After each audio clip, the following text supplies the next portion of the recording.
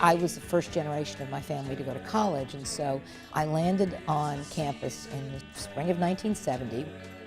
In late April, early May, the Cambodian invasion, Kent State shootings, and the student strike happened. Students wanted more involvement in schools and colleges and departments to say more about what was going on.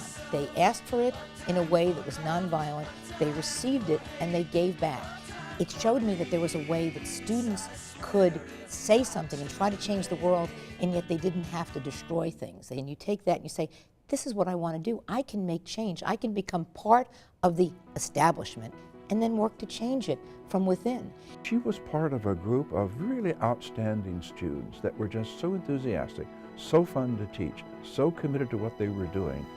From the time I was young, I was fascinated with the idea of the law and lawyers and the legal process. There was always the sense that you could help other people by involving yourself in some way with the law.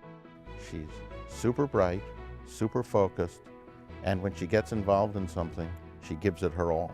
But she starts with the gift of a superb intelligence, and not just an IQ, but a legal intelligence, which is taking the law book and apply it to the human beings in front of you. I've always enjoyed the courtroom. I think that it was because when I was young, my real goal was to be an actress, and I realized that that was not really going to work for me, and I better do my acting in front of a jury. Joanne was one of the lawyers it was a pleasure to see. She had great, what the military calls, command presence. She would walk in and you'd have an inner sense of, this is going to be good. She'll know what she's doing, her client's prepared, she's prepared. When she makes a ruling, it is usually well-founded in the law and also in the facts. A judge has great power to change lives. For that individual who's standing in front of you, that's the most important case. That's their case. That's their one day in court. How does she rank in the realm of the circuit court judges of Virginia? She's at the tippy top. I would never have been able to have the career that I have had without the support of my husband, Paul. I was able to do what women lawyers will often call have it all. Have a really fulfilling career and also have a wonderful family. If you've ever been in her office, it's a shrine to her family and to Syracuse. My office is very heavy into the orange. She's a trustee's trustee. She does anything she's asked, and she is constantly looking for new ways to support the university. But right up the top of the list is the energy she brought to the alumni. She was president at a time when the Alumni Association needed very, very good leadership, and she provided it.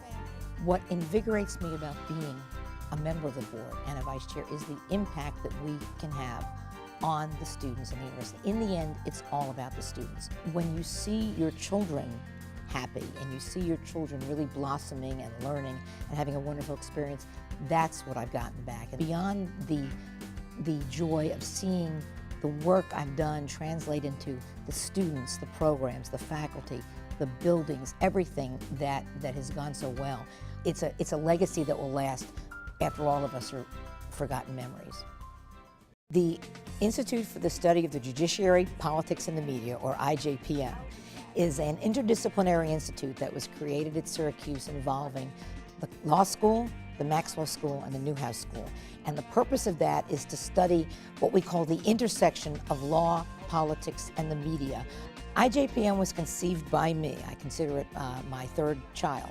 The Institute actually began in a series of conversations that Judge Joanne Alper had with Chancellor Nancy Cantor and College of Law Dean Hannah Arterian.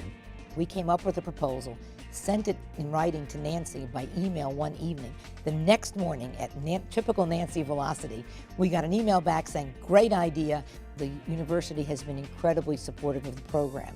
We are looking into creating a legal studies major for undergraduates. My husband and I endowed the chair that Keith now holds because we felt so strongly that we wanted to give a financial commitment to make sure the Institute succeeded and prospered and grew. I would hope my judicial legacy is twofold.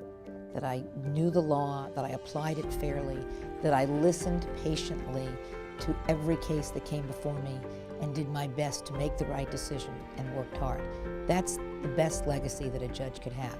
And I hope that by the work I've done and by the outreach I've done in the community, that I have made it easier for young women in the future to think about a career in law and a career as a judge. One of the attributes that I think we all associate with Joanne, among many others, is her love for elegance and for things beautiful. And I have to tell you, I think there's room in the law for elegance. There's room for elegance in the way one thinks, the way one speaks, the way one writes, the way one sees things. And she has that special eye for what I call elegance and beauty in her adjudication of cases and in the way she lives and the way she treats people.